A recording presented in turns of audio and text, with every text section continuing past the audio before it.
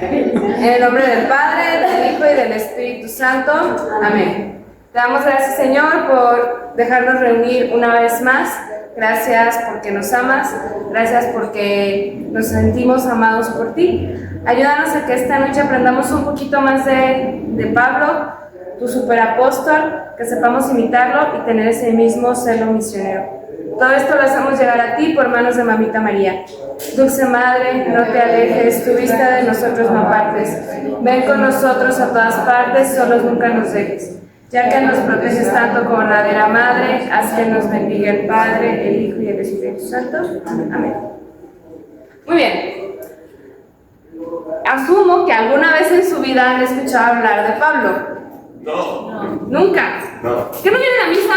Sí. De la carta del apóstol San Pablo a un montón. Ya, entonces, ¿han escuchado hablar de Pablo? Sí. Muy bien. Pues, básicamente el Nuevo Testamento tiene 27 libros, de los cuales 13 los escribió Pablo. O sea, él escribió la mitad del Antiguo Testamento, la mitad del Nuevo Testamento. Pero Pablo tiene una historia muy interesante. En lo personal es de mis santos más favoritos en todo el mundo mundial. Primero, ¿quién era Pablo? Era un hombre de dos mundos. ¿Por qué?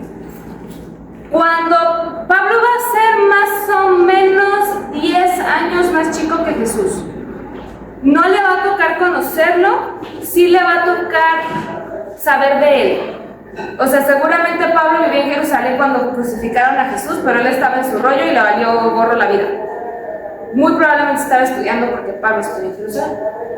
Él es de familia hebrea, sus papás son hebreos y él es fariseo.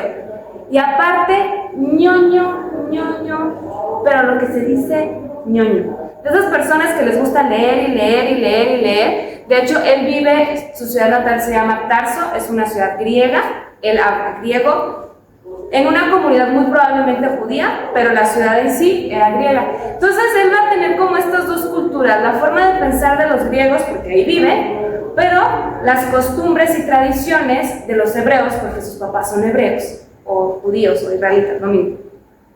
De hecho, se va a estudiar a Jerusalén a la universidad más top que había en el momento, porque les digo que era muy ñoño. Pero él va a tener este chip como más cosmopolita, más de mundo. Yo creo que si en sus tiempos hubiera habido redes sociales, él hubiera sido un TikToker y no me queda la menor duda, porque él es mucho era mucho de aprovechar los recursos y llegar a mucha gente, muy apasionado. Y por una de las cosas que a mí me cae muy bien, mulo, enojo. ¿Hacías enojar a Pablo? Ay, ahorita les cuento ese chiste. Pero Pablo era hebreo, judío, y les dije que no conocía a Jesús. Empiezan los apóstoles a predicar de que no, que Jesús murió y resucitó y él es el Mesías, y a Pablo le daba gastritis.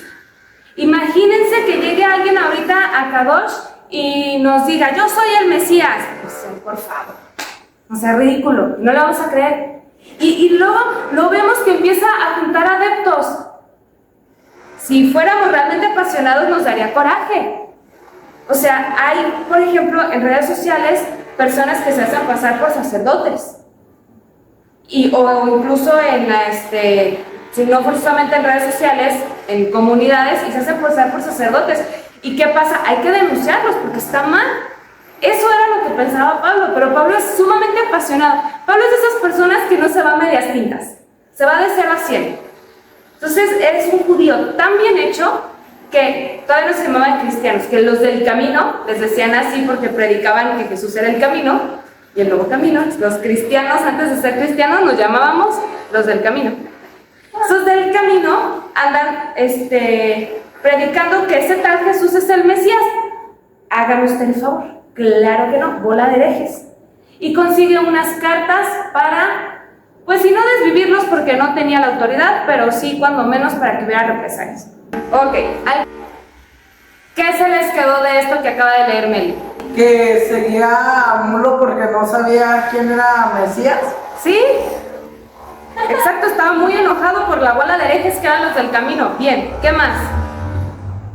¿Cómo le dice la voz? ¿Qué nombre le pone? ¿Por qué me persigues, Saúl? Saúl. Saúl. Pero estamos hablando de Pablo. A lo largo de la Biblia, desde el Génesis y de hecho hasta nuestros días, cuando Dios te da una misión, te cambia el nombre. Porque es como un antes y un después. Es como para marcar. Piensa en Simón, le cambia el nombre a Pedro. Los papas se cambian el nombre, porque es una nueva misión. Las monjitas cuando entran al convento, no todas las congregaciones, pero muchas monjitas se cambian el nombre cuando entran al convento, porque es marcar ese antes y ese después. O sea, aquí dice la conversión de Saulo, y Jesús le dice: Saulo, ¿por qué me persigues?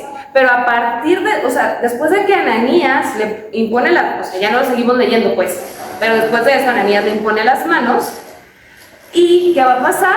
O sea, a partir de ese momento se va a llamar Pablo, porque hay un antes y un después.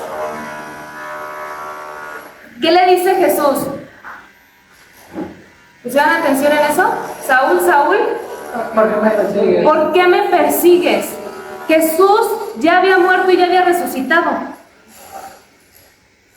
Pablo no está persiguiendo a Jesús como tal, pero utiliza la primera persona.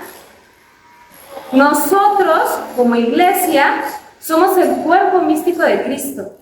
El perseguir a la iglesia es perseguir a Jesús mismo. No podemos separar a Jesús de la iglesia. A mí se me hace interesante que Jesús no le diga: deja a mis hijos en paz, ¿no? Dice: porque me persigues, en primera persona. Y esto lo va a entender muy claro Pablo. Dios le va a decir a Ananías: levántate y vete a la calle recta y pregunta en casa de Judas por uno de Tarso llamado Saulo. Mira, está en oración.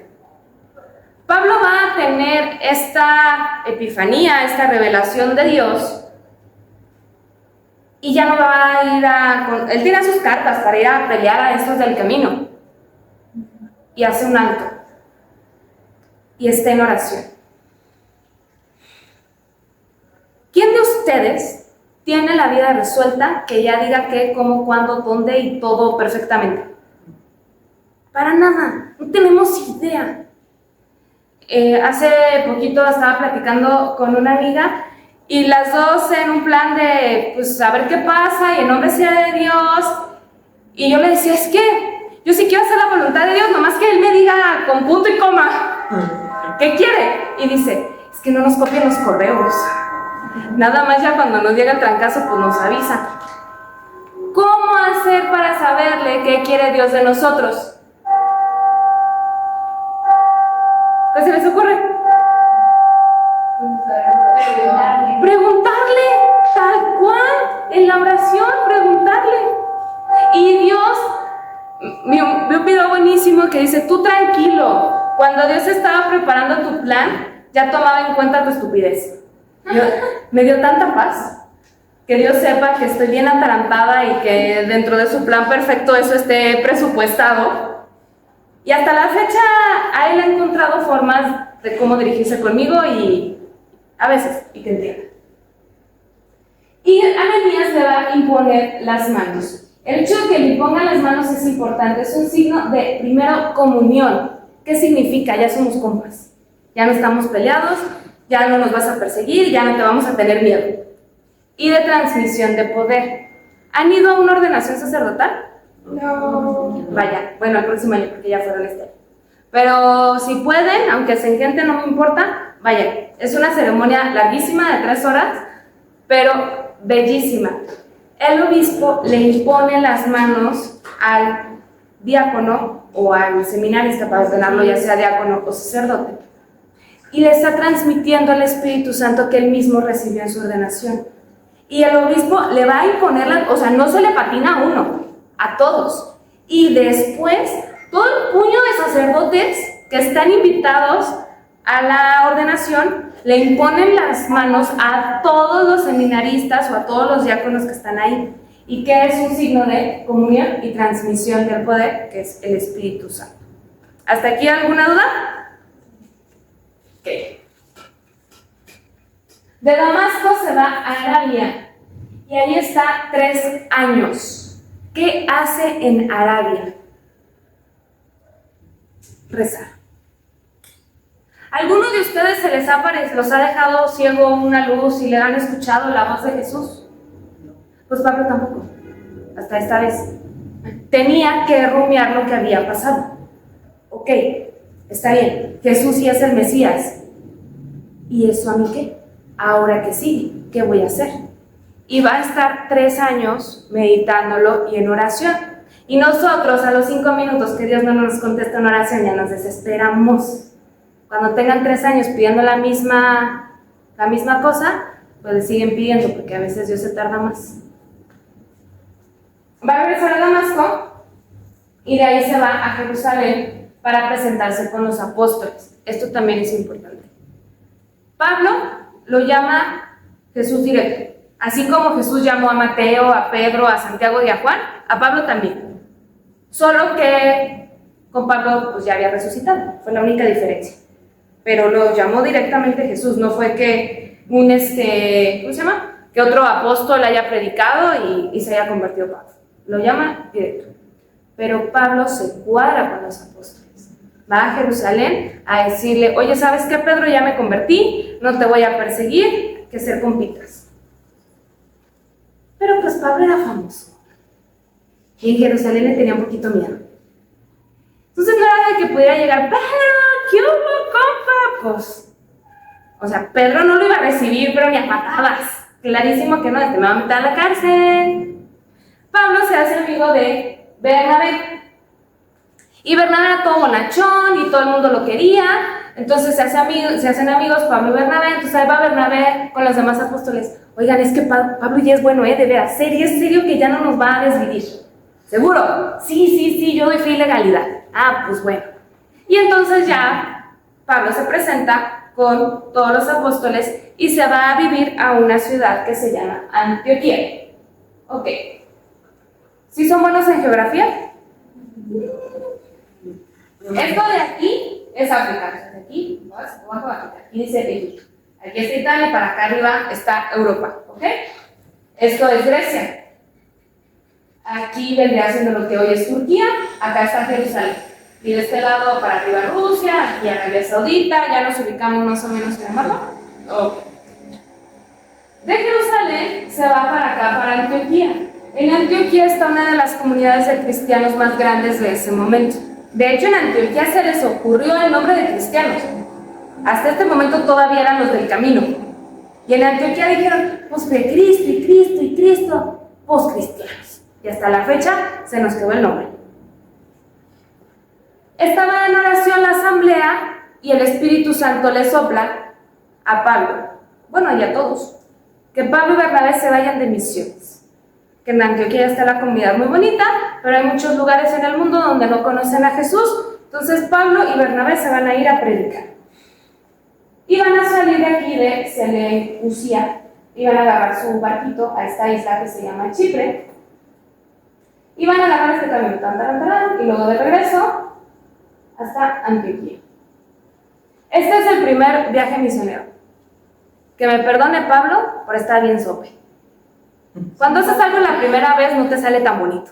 Ya cuando lo haces la segunda vez, como que ya te sientes menos bueno. Nos ha pasado a todos, en cualquier cosa. Pablo es judío. Recordemos que los judíos es el único pueblo en este momento monoteísta. Todos los demás pueblos del mundo son politeístas. Ustedes díganme matemáticamente que es más fácil convencer a un pueblo monoteísta que está esperando al Mesías, que ya llegó, o agarrar a alguien politeísta, hacerlo monoteísta, decirle que estaba esperando al Mesías, que él no sabía que lo estaba esperando, y luego decirle que ya llegó. La lógica te dice, vete con los judíos. Pablo, ¿qué hacía? Iba a la sinagoga, y la sinagoga no era como ir a la sinagoga no era como ir a la misa ahorita, era más bien como venir a Kadosh. Se meditaba la Biblia, se platicaba y todos opinaban, y acá quien se iba a su casa. No era tanto como que el sacerdote lo hiciera y comulgaban y no, era más como de convivir. Entonces, Pablo, como judío, iba a la sinagoga y él le tocaba su turno de decir y decía, es que fíjense, todos estos pasajes del Antiguo Testamento se cumplen en Jesús. Jesús es el Mesías. ¿Y qué pasaba? Pues o lo amaban o lo odiaban. Había unos que sí se convertían y otros, es que eres un hereje, ¿cómo puedes decir que un tal Jesús de un rancho de Nazaret es el Mesías? Claro que no, él va a venir en toda su majestad. Es que era un rancho de Nazaret, era un rancho. Y Pablo no era el único judío mulo de la época. Y le va a ir muy mal, muy mal a Pablo. Llega un punto en que lo van a lapidar y lo van a dar por muerto. No le siguieron aventando más piedras porque en serio creyeron que ya lo habían armado. Y tan mal le va que Pablo decide enfocarse en los gentiles. ¿Qué significa gentil? Extranjero, todo el que no es judío. Y dice Pablo, pues si no quieren, no. Y eso les va a dar muchísimo coraje, todavía peor, a los judíos.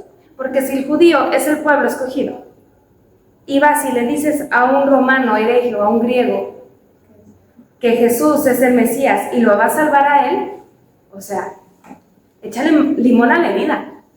Los judíos lo van a odiar todavía más. Pero Pablo se da cuenta y entiende que efectivamente Jesús no vino nada más por los judíos, sino pues ya nos hubiéramos fregado nosotros. ¿O alguno de aquí tiene sangre judía? No, ¿verdad? No que sepamos. Entonces, gracias a Dios a Pablo le agarró el mitote de predicar a personas de otras nacionalidades. Y empieza a estructurar la iglesia a través de comunidades. Pablo era sumamente inteligente. Entonces, va a llegar aquí a Perge, va a empezar a predicar, se van a convertir 5, no crean acá las multitudes, 10. Pero va a dejar un encargado, Meli, te quedas encargado de la comunidad. Y él se va con Bernabé. Y luego se va aquí al otro Antioquía. Y en Antioquía deja a otro fulano. Y después, si se fijan, el caminito va de regreso. De aquí de Derbe otra vez se regresa a Listra y pone Antioquía, Perge y al otro Antioquía. Porque Pablo le va a dar seguimiento a su comunidad. A lo que dejó, les va a decir, a ver cómo van. Ya metieron la pata, no siguen muy bien. Y les va a echar porras y los va a ayudar y etc. ¿Hasta aquí vamos bien? Sí.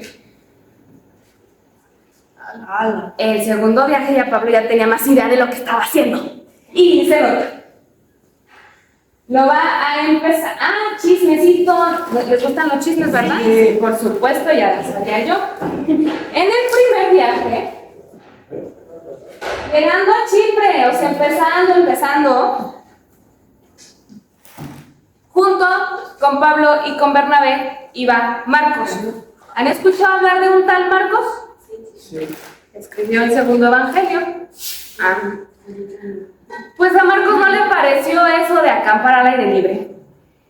Y que no llevaba su repelente, y que no iba a su almohada, y no cenaba rico de su mamá, y se regresa. Y no termina la misión. ¿Y se acuerdan que les dije que Pablo era muy enojón? Pues el buen Pablo se enojó mucho con Marcos. Mucho.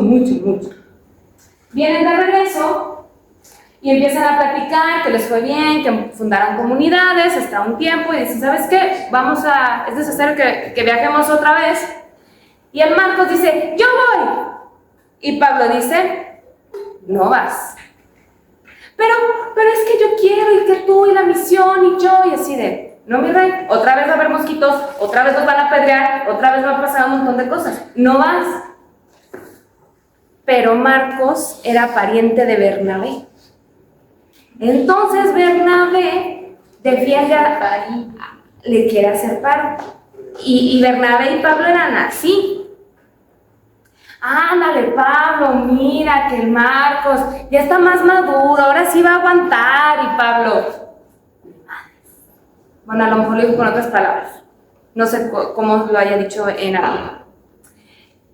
Y no va. Y ahí sucede algo sumamente triste. Pablo y Bernabé la cortan por siempre jamás. Ya Bernabé sigue evangelizando, está convencido, Pablo obviamente también, pero ya no van a ser equipo. Entonces Pablo va a jalar primero por tierra y Bernabé se va a ir a Chipre precisamente, va a agarrar su barquito y se va a ir a Chipre. Y a partir de aquí, o sea, todo esto que les estoy diciendo se lo pueden chutar en Hechos de los Apóstoles. Y no está pesado, o sea, la lectura sí está como que tú picas. Y a partir de aquí ya no vamos a escuchar hablar nunca más de Bernabé, porque vamos a seguir los pasos de Pablo. Él es de Tarso, yo creo que fue y saludó a su mamá. Pues oigan, no deja de ser un buen niño, un buen hijo. ¿Pero si era enojón? No, yo también soy enojona y por eso quiero necesitar más que a mi mamá. ¿Y qué tal que tenía hambre? Tenía ganas de una sopita casera, pues, tenía rato de no comer en casa, entonces llega, saluda a su mamá, yo creo pues. Y se sigue a visitar sus comunidades. Pablo no va a abandonar a su gente, él va a estar al pendiente, va a apapacharlos y los va a regañar. ¿Qué leen aquí? Galacia. Galacia, estamos en España. Galacia. ¿A qué les suena? A Galicia. Piensa en libros de la Biblia. La carta del apóstol San Juan a los Gálatas. No es una ciudad como tal, Galacia es una región. Entonces, la carta a los Gálatas va a ir dirigida a sus primeras comunidades. Todavía no le escribe. Apenas las está visitando. Él se quiere ir a Europa, pero el Espíritu Santo le dice, no vas, y él es muy obediente y no fue. Y se va a quedar en Filipos. Ven que todos los papás dicen que no tienen hijos consentidos, pero muy en el fondo nosotros sabemos que sí tienen. Sí. Los filipenses son los consentidos de Pablo. Él lo va a negar, me vale, son sus consentidos y se nota en la carta a los filipenses que es a los que los apapacha, a los que los quiere. Y los gálatas y los corintios los sacaban de quicio, porque leen esas cartas y son puros regaños y puros pleitos. Y leen la de los filipenses, mis niños, mis reyes, mis amores, y así es. Pero no son tus consentidos. En Filipos, a diferencia de todas las ciudades en las que había estado Pablo, no hay sinagoga. Entonces se nos cambia el modus operandi. Pero Pablo ve que ahí junto al río hay unas doñas rezando, y pues va a ir a cotorrear con las doñitas. Y las convierte y se va a hacer muy amigo de una. Claro, pero por supuesto. Y ahí va a durar un tiempo. Después de Filipos va a viajar a Tesalónica. Y en Tesalónica va a hacer enojar otra vez a muchos judíos. Que predica y que no. Y especialmente a unos, porque tenían como esclavo una persona que estaba endemoniada y tenía visiones. Entonces empezaba a hacer a decir como tipo oráculos, el endemoniado, y sacaba dinero.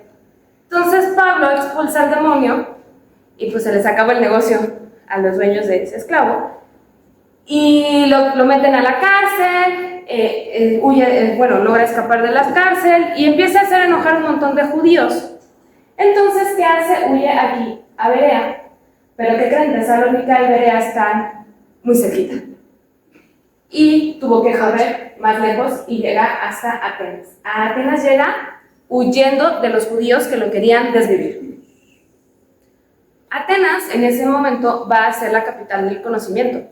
Ahí están todos los eruditos griegos, todos los filósofos, todo. Y Pablo dice, no, pues aquí me voy a codear con puro ñoño igual que yo. Y empieza a predicar y valió cacahuate. Nadie le creyó. No, intentó convencerlos, su discurso a los atenienses, súper bien estructurado, seguramente duró días preparándolo y le aplicaron la de otro día con más calma, te oímos. Y pues dice, ¿a qué me quedo? Y se va a Corinto. ¿Han escuchado la carta del apóstol San Pablo? A los corintios, de hecho hay dos. Corinto es una ciudad muy importante, este mapa está un poco chata, me gustó por grandote. Esto es Corinto, esto es Grecia y acá está Asia, ¿ok? Este cuadrito de aquí es esto. ¿Qué pasa? En Corinto había un canal tipo el canal de Panamá, para que los barcos que vienen de Asia y van hacia Europa no tengan que rodear la isla y pasen por aquí, mucho más barato. ¿Esto por qué va a ser importante? Porque es una ciudad con montones de gente y de todos lados, de todos los colores, de todos los sabores. porque es como centro de comunicación, digamos como ahorita Nueva York, que todos caen ahí porque ahí está el dinero. Entonces dice Pablo, pues aquí soy. Y aparte Pablo no es tarugo. La gente no se quedaba en Corinto. Todos iban de paso. Si convertía a uno, pues iba con el chisme a su casa y se iba a expandir más rápido el evangelio. Por eso le gusta quedarse en Corinto. Va a ser una ciudad con mucha disparidad económica. Ricos muy ricos y pobres muy pobres. Y los pobres van a ser los primeros en convertirse, lo cual hace mucho sentido. Porque si toda la vida te han dicho que eres un bueno para nada, que no sirves, que nadie te quiere, y luego llega Pablo y te dice Jesús te ama, no, pues de aquí soy. Por eso tuvo más punch con las clases más bajas. Sigue predicando a judíos. Pablo no se rinde porque él es judío y quiere que sus hermanos se conviertan, pero no lo logra, la verdad. Las conversiones de judíos son muy poquitas. Va a pegar más con los extranjeros, contra todo pronóstico matemático. O sea, aunque pareciera que el camino es más largo, estaban más abiertos. Y ahí se va a quedar año y medio.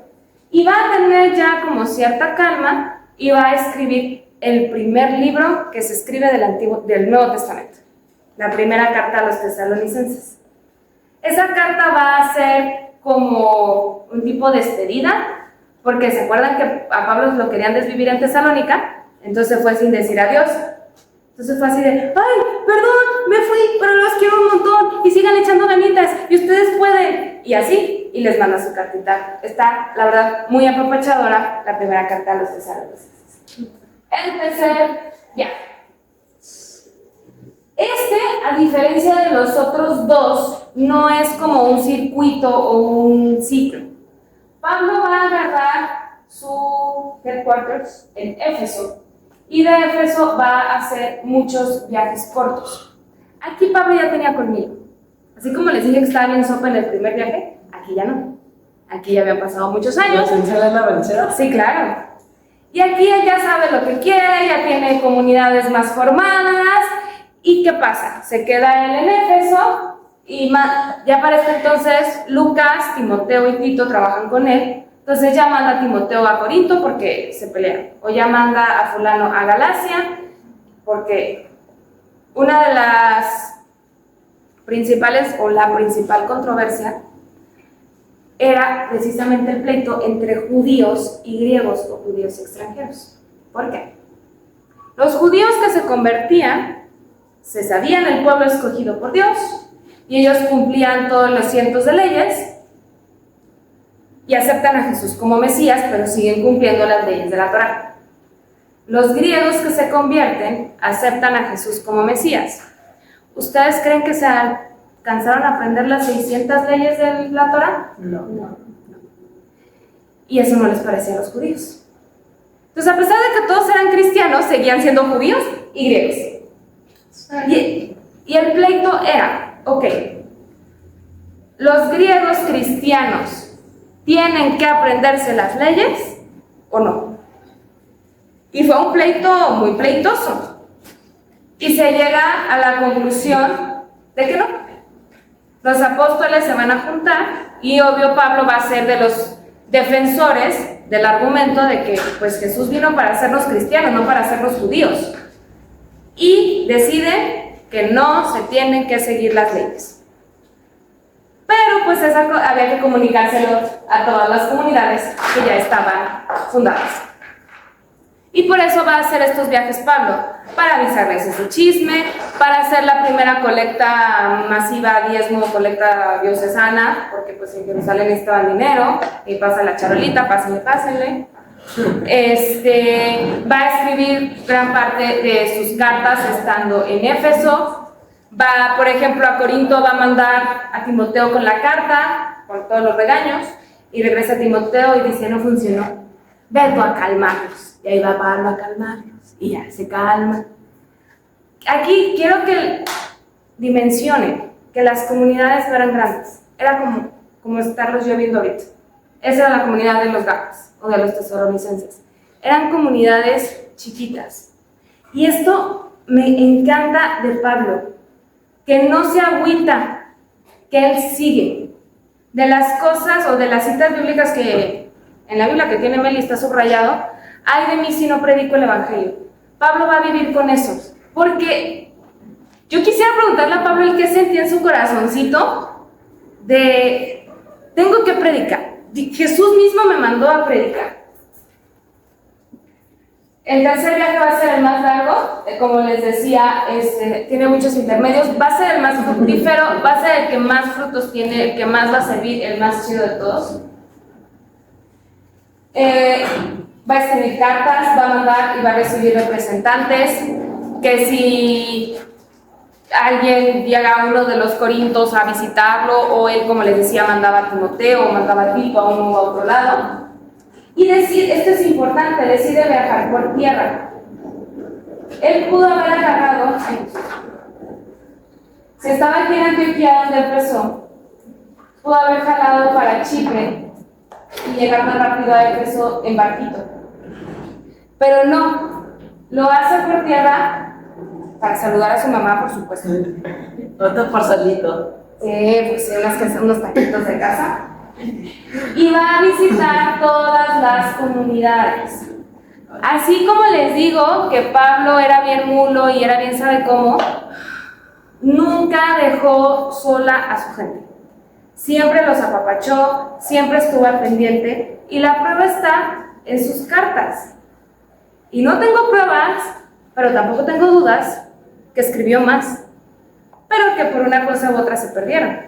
Pero él va a procurar en todo momento que sus comunidades estén bien. Él va a decir, sean imitadores míos como yo soy imitador de Cristo. Él va a vivir enteramente su misión y él va a querer que todas sus comunidades también la vivan. Y seamos bien honestos. Gracias a Pablo estamos aquí. Bueno, obviamente al Espíritu Santo y a Jesús, pues, nunca se les va a quitar el crédito a ellos. Pero Pablo fue el primer loco que se le ocurrió predicarle a extranjeros. Los apóstoles se concentraron acá en Jerusalén. Pedro eventualmente se fue a Roma. Pero cuando vayan a Roma se van a acordar de mí. En todas las basílicas grandes, Pedro y Pablo están juntos. Son los dos pilares de la iglesia. De hecho, el día de su fiesta es Pedro y Pablo. A pesar de que nunca hicieron ministerio juntos, pero son los pilares en los que se va a fundar la iglesia.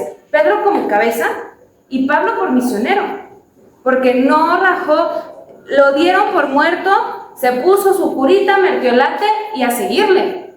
Se peleó con Bernabé, pues tú te vas para allá y yo voy a seguir predicando. No me hacen caso los judíos, pues me voy con los griegos. Pablo va a tener ese tesón y esa pasión de seguir adelante. Vamos a hablar un poquito de la teología de Pablo. ¿Cómo podemos saber eso? Pues leyendo sus cartas. Si quieren aventarse acá un curso de teología express, la de Romanos. Si se quieren aventar cursilerías, Filipenses. Si quieren ver cómo regañan al prójimo, Gálatas. Entonces, dependiendo del humor en el que anda, en la carta que se lee. Primero, su vocación. La palabra vocación significa llamado. Él se sabe llamado por Dios. Él sabe que Dios lo escogió. Y él se dice a sí mismo, soy apóstol porque Cristo me escogió. Pero al mismo tiempo, no en un plan soberbio de que se me apareció Jesús y todo se me cuadra. En otra carta va a decir, soy un aborto, soy el último. No deja de tener los pies en la tierra y sabe que su vocación viene de Dios y que precisamente es un regalo. ¿Quién de aquí levante la mano puede decir que levita de tanta santidad y que ya tiene el cielo ganado? Todos los de aquí tenemos un don. O sea, somos buenos para algo. Para una cosa si quieren, pero para algo son buenos. Y eso es por gracia de Dios. Dios nos da los dones y nos los da para ponerlos al servicio de los demás. No nos los da para quedarnos. Nos da para ponerlo al servicio de los demás, y eso va a ser Pablo. Él no va a ser tan buen orador, lo sabemos por cómo le fue en Atenas. Si hubiera sido buen predicador, probablemente lo hubiera ido mejor en Atenas. pero sí sabemos que era re bueno para escribir. Pues tenemos todas sus cartas. Está bien, si no eres bueno para una cosa, eres bueno para la otra. Pero te la afirmo donde quieras que eres bueno para algo y para muchos años. Y reconoce el primado de la gracia. ¿A qué me refiero con esto? Él es judío. Y para los judíos, para irte al cielo, tienes que cumplir la ley. Pero si él está predicando a griegos, y los griegos no cumplen la ley, entonces esto hace un poco de cortocircuito. Y él va a decir que la gracia es más importante que la ley. A nosotros nos salva Jesús. La salvación es gratis. Nosotros no hacemos nada para que Jesús nos salve. ¿Qué creen? Ya nos salvó. Te guste o no, lo aceptes o no, Jesús ya te salvó. Lo que sí tenemos que hacer es cuidar esa salvación. Me encantó la analogía de un padre. Es como si te dieran un cheque un viernes a las 5 de la tarde. No hayas un banco abierto, el cheque está a tu nombre, pero el cheque tiene que estar en buenas condiciones para poderlo depositar el lunes que abran el banco. Así es la salvación, ya es tuya, pero la tienes que cuidar. Por eso venimos a misa, por eso venimos a Kadosh, por eso nos portamos bien, nos confesamos, bla, bla, bla. Pero la salvación ya es tuya, no te la tienes que ganar, ya es tuya. Como ñoñísimo que era, él va a tener tratados muy profundos en los que va a comparar el Antiguo Testamento con el Nuevo, para demostrar cómo en Jesús se cumplen todas las promesas del Antiguo Testamento. ¿Por qué? Pues en un principio le predicaba a judíos, que ellos sí sabían que era el Antiguo Testamento y que decía. Y los gentiles, extranjeros, griegos, romanos, como le quieran llamar, es lo mismo, personas no judías, llega a esta conclusión. Si la salvación no viene por la ley, viene por la gracia va primero. Entonces, ya no nada más es para los judíos que se sabe la ley de memoria. Ahora, toda la humanidad se puede salvar, incluidos nosotros.